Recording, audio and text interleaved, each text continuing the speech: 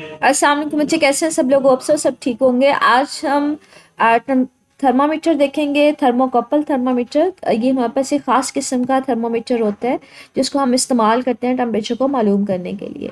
अब इसकी कंस्ट्रक्शन किस तरह से होती है, किस तरह से ये आपको टेम्परेचर मालूम करके देता है, वो हम देखेंगे। थर्म मीन का मतलब होता है बच्चे हीट।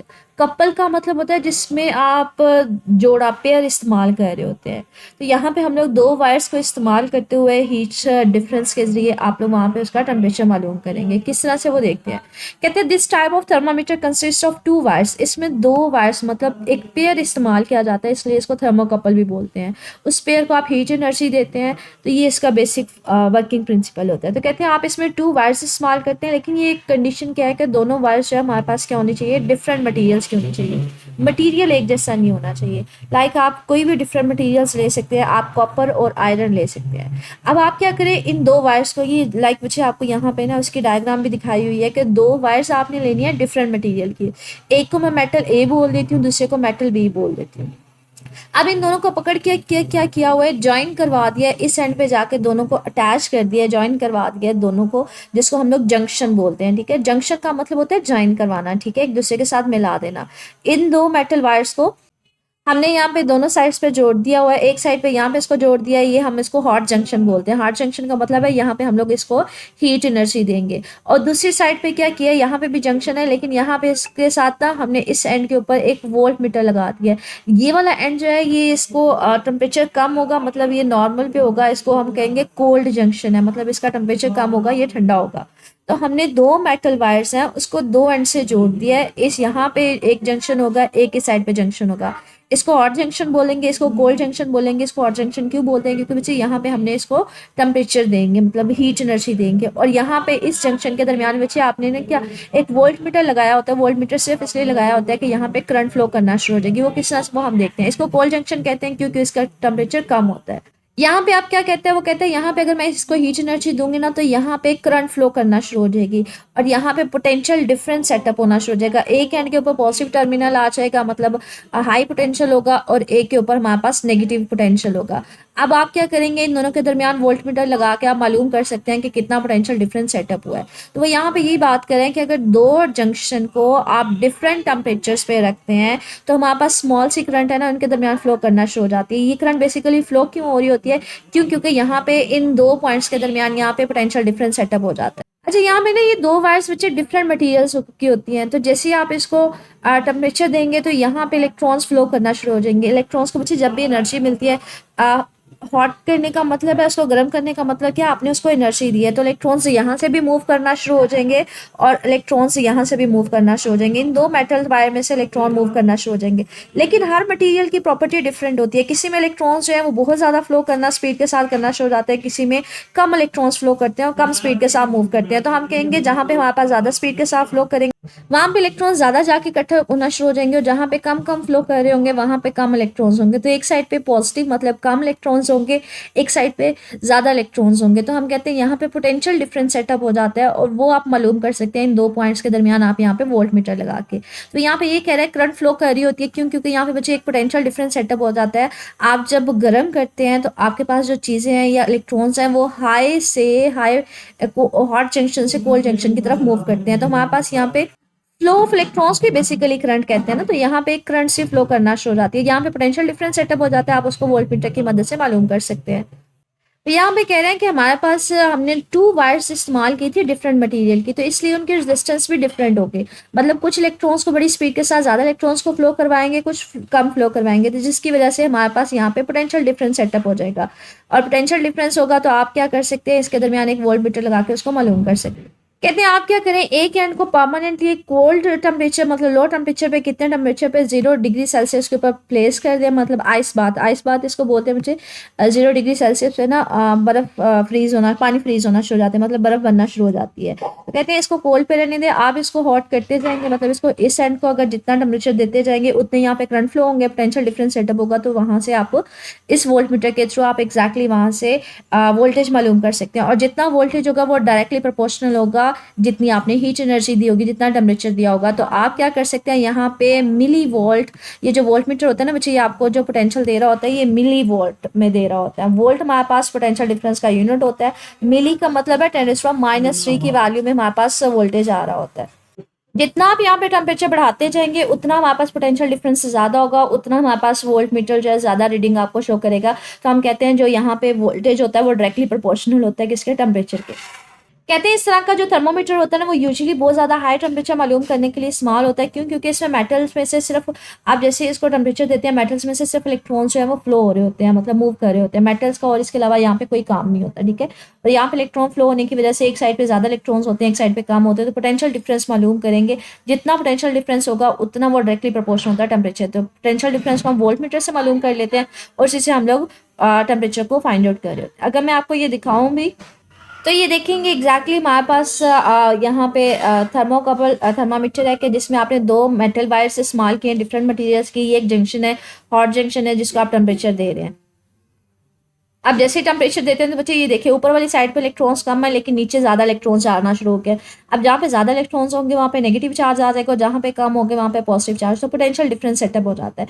इनके दरमियान आपने यहाँ पे वोल्ट मीटर लगाया होता है। ये volt meter basically potential difference को मालूम करके दे रहा होता है। तो जितना पोटेंशियल डिफरेंस आएगा, ये पोटेंशियल डिफरेंस किस में दे रहा होता है, ये मिली वोल्ट में दे रहा होता है। तो वो डायरेक्टली प्रोपोर्शनल होता है टेम्परेचर के। जितना ज़्यादा टेम्परेचर देंगे उतना ज़्यादा इलेक्ट्रॉन्स जल्दी मूव ऑन करेंगे, उतना पोटेंशियल डिफरेंस ज़्यादा होगा, उतना ही वोल्टेज आपको ज़्यादा रीडिंग देगा, ठीक है।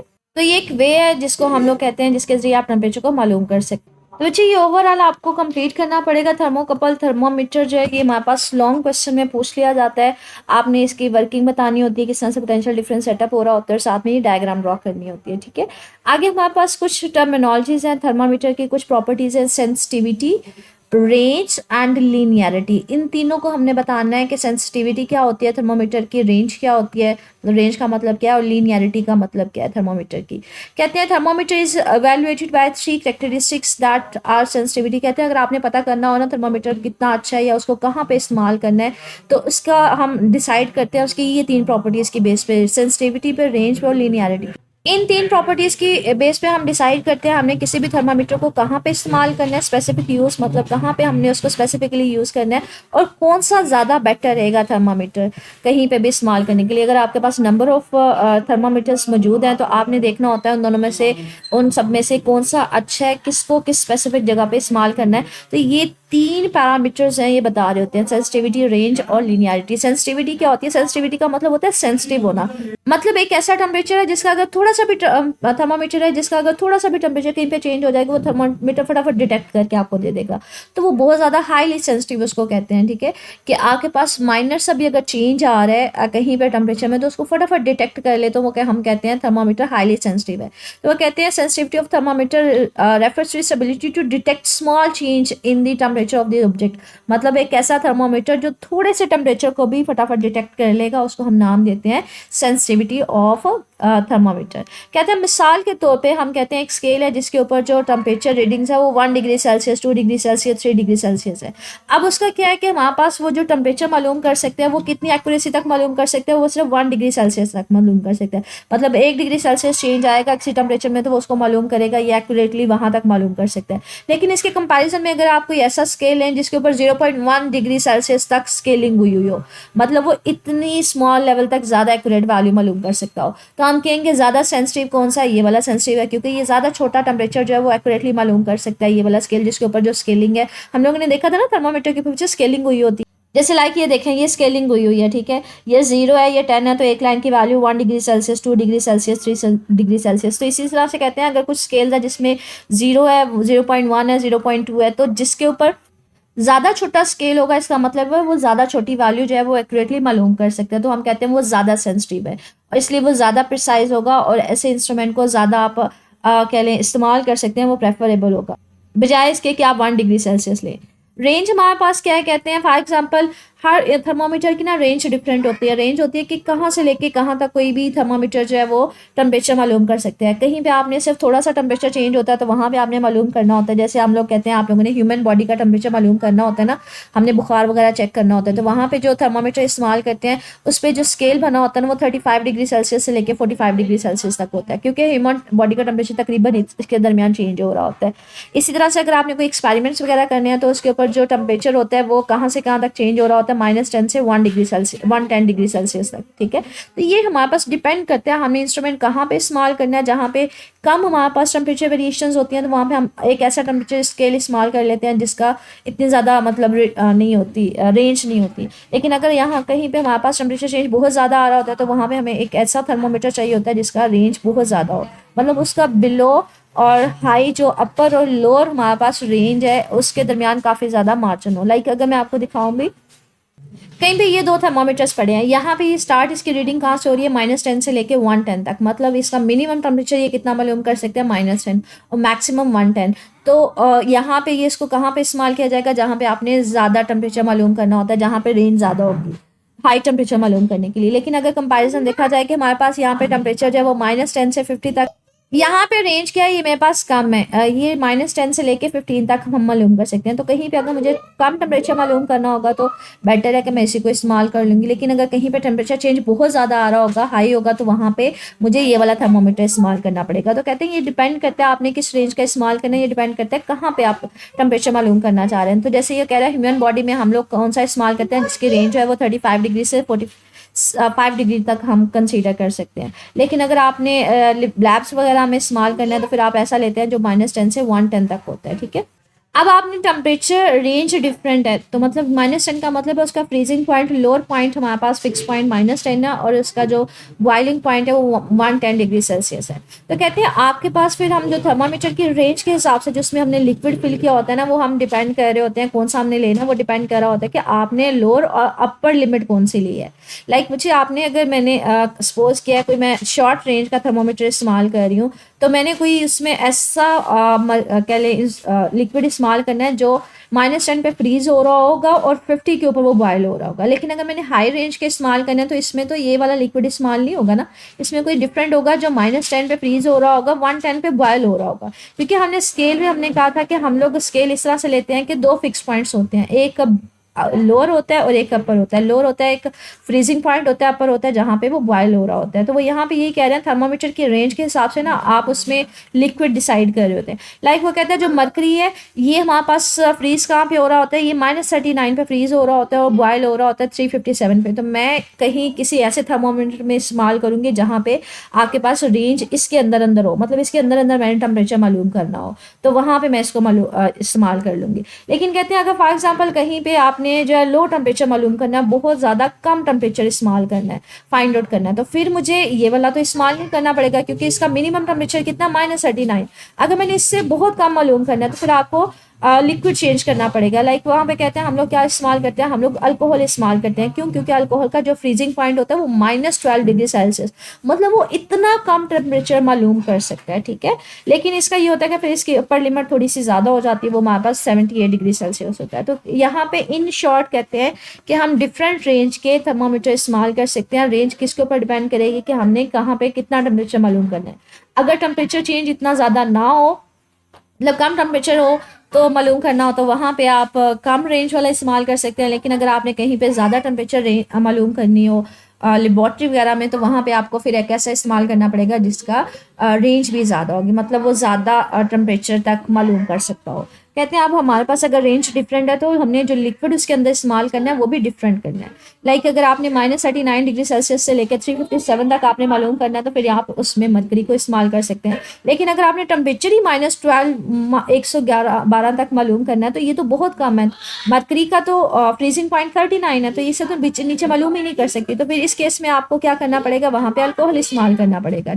तो रेंज के लिहाज से जो थर्मामीटर में हम लोग लिक्विड इस्तेमाल कर रहे होते हैं वो डिफरेंट होता है। लास्ट पे हमारे पास होती है लीनियरिटी। लीनियरिटी का मतलब होता है डायरेक्ट प्रोपोर्शनल। अगर एक चीज़ बढ़ रही है तो दूसरी चीज़ भी बढ़े, ठीक है, और एक ही तनासब के साथ बढ़े, एक ही प्रोपोर्शनैलिटी साइन के साथ बढ़े। तो कहते हैं this refers to the direct proportional relationship between the temperature and the scale reading across the entire range of the measurement. कहते हैं आपके पास एक जितना रिलेशनशिप होना चाहिए टेम्परेचर के दरमियान और जो स्केल रीडिंग है। पहली बात कि आपके पास स्केल के ऊपर रीडिंग आ रही होती है, लाइक अगर हम बात करें लिनियरिटी को, लाइक ये हमारे पास एक थर्मामीटर है, उसके ऊपर ना ये स्केल जिस तरह से मेंशन होता है। पहली बात वो कहते हैं कि हमारे पास ये जो स्केल है ना, इसके ऊपर -20 -10 माइनस, तो ये इक्वल इंटरवल पे होना चाहिए। मतलब इन सब के दरमियान ये -10 का डिफरेंस है, सॉरी 10 का डिफरेंस है ना, तो ये इक्वल इंटरवल होना चाहिए, सबके दरमियान एक जैसा तनासब होना चाहिए। दूसरी बात, अगर फॉर एग्जाम्पल 5 डिग्री सेल्सियस बढ़ाने पर मेरे पास ये यहाँ से यहाँ पे जा रहा है, इतना इसका हम कह लेंगे एक्सपेंशन यहाँ से लेके यहाँ तक है, और मजीद मेरे पास 5 डिग्री सेल्सियस बढ़ाने पे एक्सपेंशन यहाँ से यहाँ तक है, तो जितनी 1 डिग्री सेल्सियस बढ़ाने पे एक्सपेंशन हो रही है उतना ही फर्दर एक्सपेंशन जो है हमारे पास सेम होनी चाहिए, तो वो चेंज ना हो। लीनियरिटी का मतलब होता है एक जितना चेंज आना, ठीक है। अगर एक जितना चेंज नहीं आ रहा तो हमारे पास वो नॉन लीनियर होता है। मतलब अगर 10 डिग्री सेल्सियस पे आपके पास इतनी एक्सपेंशन हो रही है लिक्विड की, तो अगले 10 डिग्री सेल्सियस में भी इतनी एक्सपेंशन हो, मतलब इक्वल हाइट तक उसकी एक्सपेंशन हो, तो हम कहते हैं वो लीनियरिटी। अगले 10 डिग्री सेल्सियस इंक्रीज पे भी इक्वल एक्सपेंशन हो, तो हम कहते हैं वहां पे हमारे पास टेम्परेचर एक्सपेंशन के दरमियान क्या होगी, लीनियरिटी होगी। अब good linear thermometer should measure equal increment. Equal increment मैंने वही बताया कि इक्वल हमारे पास आएगी, एक्सपेंशन आएगी to equal change in temperature. अगर 10 डिग्री सेल्सियस बढ़ा रहे हैं तो इक्वल एक्सपेंशन आना चाहिए। पहले 10 डिग्री सेल्सियस में जो एक्सपेंशन आ रहा है वो इक्वल होना चाहिए अगले 10 डिग्री सेल्सियस के। मतलब लाइक मैंने आपको यहाँ पे बताया कि अगर आप 10 से लेके -10 तक आप उसका टेम्परेचर बढ़ाते हो, मतलब 10 का मार्जिन देते हो टेम्परेचर का, तो एक्सपेंशन यहाँ से यहाँ तक वो हमारे पास फॉर एग्जाम्पल इतनी हो रही है, तो अगले 10 डिग्री सेल्सियस बढ़ाने पर भी आपके पास इक्वल एक्सपेंशन होनी चाहिए, अगले 10 डिग्री सेल्सियस बढ़ाने पर भी इक्वल एक्सपेंशन होनी चाहिए। तो ये इक्वल डिवीजन हो, ठीक है, ताकि हमारे पास लीनियर एक्सपेंशन के दरमियान रिलेशनशिप हो, एक्सपेंशन के दरमियान और टेम्परेचर के दरमियान। तो यहाँ पे यही बात कर रहा है, it means that the marking on the scale should be evenly space, मतलब एक जितना स्पेस होना चाहिए मार्किंग के दरमियान, ठीक है, पूरे के पूरे स्केल पे।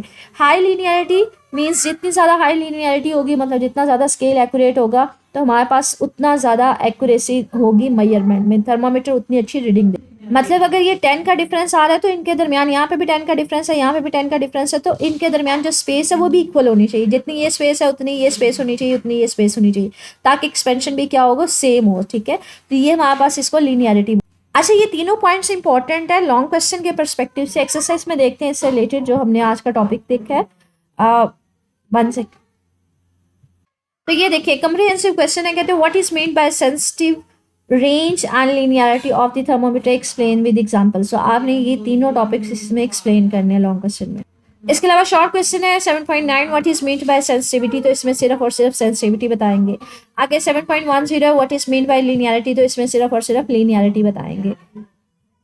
आगे हमारे पास है what makes scale reading of the thermometer accurate. Accurate कब होगी, जब आप उसमें जितनी ज़्यादा लीनियरिटी होगी, इक्वल स्पेसिंग होगी स्केल में, तो उतनी ज़्यादा हमारे पास एक्यूरेट होगी। ये हमने देखा है अभी।